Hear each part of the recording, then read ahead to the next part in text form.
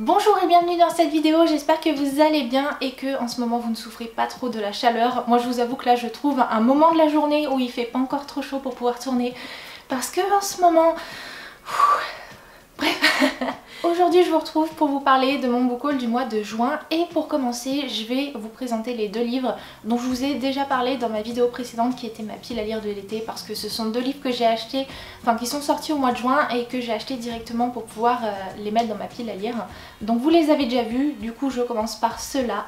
Le premier c'est Magic Charlie, le premier tome, L'apprenti, par Audrey Alouette, publié chez Gallimard Jeunesse, qui est un livre, comme je vous disais dans la précédente vidéo, qui m'intrigue parce que je l'ai vu vraiment partout et en fait en m'intéressant à son résumé, ça m'a vraiment tenté parce que c'est tout ce que j'aime, hein.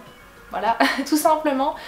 Il s'agit en fait de l'histoire de Charlie, qui est un jeune garçon qui va découvrir que sa grand-mère est une magicienne. Mais le souci c'est que sa grand-mère court un grave danger et que Charlie va devoir la sauver, et pour la sauver il va devoir devenir un apprenti magicien. C'est un livre qui a l'air super frais, le genre de petite lecture qui se lit super bien, en plus avec une note de fantastique.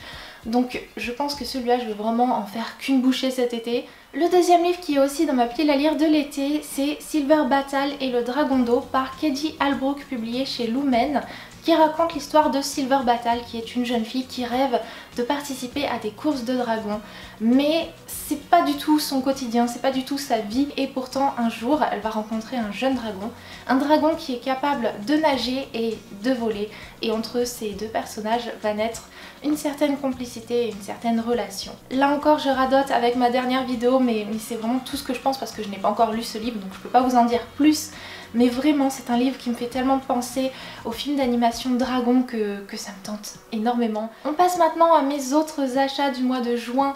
Pour commencer, il y a un incontournable pour moi, il s'agit du tome 2 d'Ashes Falling for the Sky par Mathieu Guibé et Nin Gorman, publié chez Albin Michel. Le premier tome a été pour moi un tel coup de cœur que ce tome 2 je l'ai vraiment attendu, surtout que je ne lis pas cette histoire sur Wattpad, parce que si vous avez la chance d'avoir un compte Wattpad, vous avez pu connaître cette histoire avant que ça sorte en livre papier, mais c'est pas mon cas. Et du coup lorsque ce livre est sorti, je l'ai précommandé. D'ailleurs merci la Fnac, puisque j'ai reçu une précommande sans les dédicaces des auteurs, alors que pourtant si on devait précommander notre livre sur la Fnac, on devait avoir le livre dédicacé, mais bon, la Fnac s'en affiche visiblement. Bref, c'est pas grave, au moins le livre est arrivé et en fait j'ai sauté dessus dès qu'il est arrivé et je l'ai lu, il m'a fait même pas un week-end. Tellement je voulais connaître la suite de cette histoire parce que j'ai vraiment beaucoup aimé le personnage d'Ash, le personnage de Sky. J'avais envie de continuer l'histoire avec eux, de voir ce qui allait leur arriver, et ça m'a fait juste tellement plaisir de les retrouver. Ensuite j'ai acheté un petit livre, je crois qu'il est sorti en poche au mois de juin mais je suis pas sûre. Il s'agit des Sœurs Brontë, La force d'exister par Laura Elmaki, publié aux éditions 10-18, qui est en fait une petite biographie des Sœurs Brontë lorsqu'elles avaient entre 16 et 20 ans, et on va découvrir comment ces trois jeunes filles qui vivaient dans des conditions vraiment hyper modestes sont devenues les grandes autrices sont aujourd'hui. Ça m'intéresse beaucoup parce que je suis un peu ignorante sur les Sœurs Brontë. J'ai lu Jane Eyre, j'ai lu Les Hauts de Hurlevent, mais les autrices en elles-mêmes je les connais pas et j'ai envie d'en savoir plus sur elles. Donc voilà, c'est une petite autobiographie qui fait à peu près 200 pages, donc je pense que ça va se lire super vite et que ça va être assez intéressant. Enfin moi en tout cas ça m'intéresse. Un autre livre que j'ai reçu cette fois-ci, c'est le premier tome de la saga L'Enchanteur, qui est Charme par Elodie Charrieras en auto-édition. C'est l'autrice qui m'a elle-même contactée pour savoir si jamais son livre m'intéressait, et étant donné que c'est une œuvre plutôt fantastique, ça m'a tenté parce que c'est tout à fait ce que j'aime.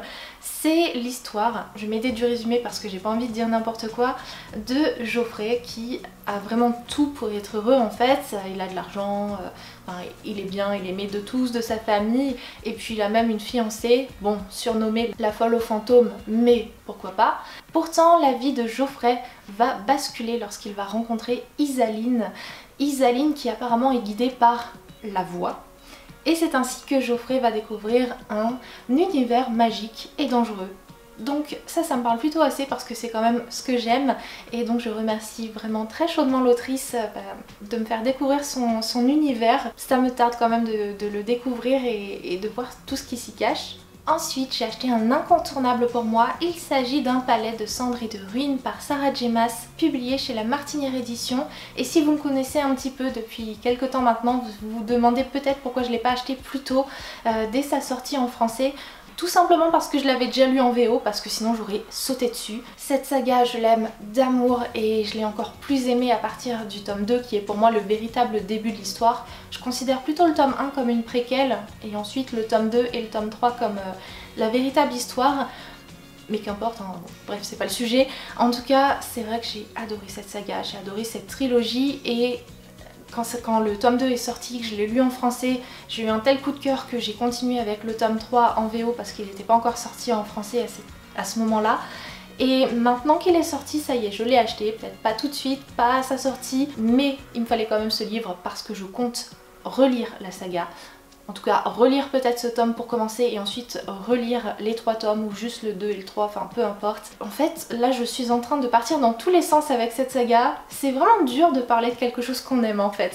C'est pas évident, mais bref, vous l'aurez compris, je suis très contente d'avoir ce livre. Voilà. Autre achat que j'ai fait, c'est Wicked de Gregory Maguire, publié chez Brajlon, qui est une réécriture de l'histoire de la sorcière de l'Ouest, dont Margot Liseuse nous parle depuis des années. Et ça fait des années que je me dis, oh là là, ce livre a l'air trop bien, surtout qu'elle l'a beaucoup aimé. Et du coup, j'avais vraiment envie de découvrir cette histoire, sauf que pendant des années, il n'a plus été édité en français. Mais là, ça y est, le livre est ressorti ce mois-ci, enfin au mois de juin, pour 10 €. Alors moi, c'est un livre que j'ai dû commander en ligne puisqu'il n'était pas dans ma librairie. Et je m'attendais pour 10 € à un poche ou un semi-poche, mais pas un livre grand format. Donc j'ai été super surprise.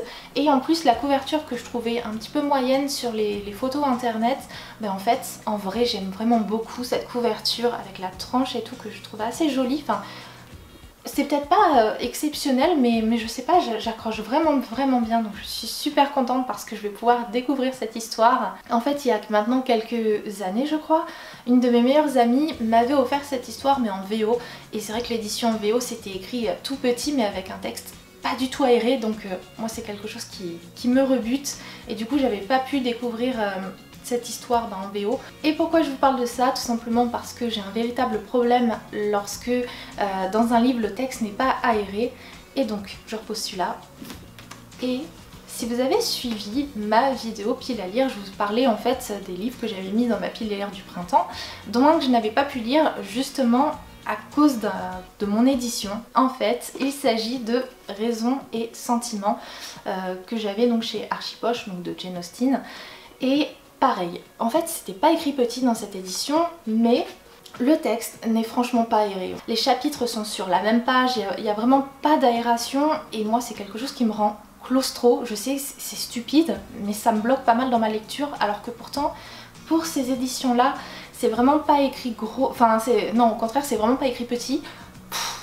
Et donc, comme je vous disais dans ma précédente vidéo, je vais vous faire gagner ce livre là, mais pas que, je vais aussi vous faire gagner Mansfield Park, donc aussi de Jane Austen, toujours aux éditions Archipoche, puisque ben voilà, ce sont 2 livres que je ne vais pas lire dans cette édition là. Donc si jamais vous avez envie de découvrir ces œuvres, moi je les découvrirai avec d'autres éditions, mais vous, si jamais vous êtes intéressé par ces 2 livres là, eh bien n'hésitez pas à remplir le formulaire qui est en barre d'infos. C'est un concours qui est ouvert pendant une semaine à mes abonnés, et voilà, donc il y aura ces 2 livres là ensemble dans le lot. Il y aura aussi une petite pochette avec des petits goodies de choses qui ont rapport avec des livres que je récupère généralement sur les salons, etc. Rien de foufou, mais vu que je m'en sers pas, autant que ça aille pour vous. Donc voilà, je vais vous faire un petit concours comme ça. Donc si jamais ça vous intéresse, n'hésitez pas à participer. Voilà pour cette vidéo qui est maintenant terminée. J'espère qu'elle n'a pas été trop confuse, surtout la fin. Pour aujourd'hui, je vais m'arrêter là, je vais limiter les dégâts parce que je sens que si je continue à parler encore plus longtemps, je vais finir par dire tout et n'importe quoi. Donc stop, arrêtons-nous là. Je vous fais de très gros bisous et on se retrouve tout bientôt pour une nouvelle vidéo. Hey you, thank you very much. Na na na na na na na. Do do do do do do do do do do do do do.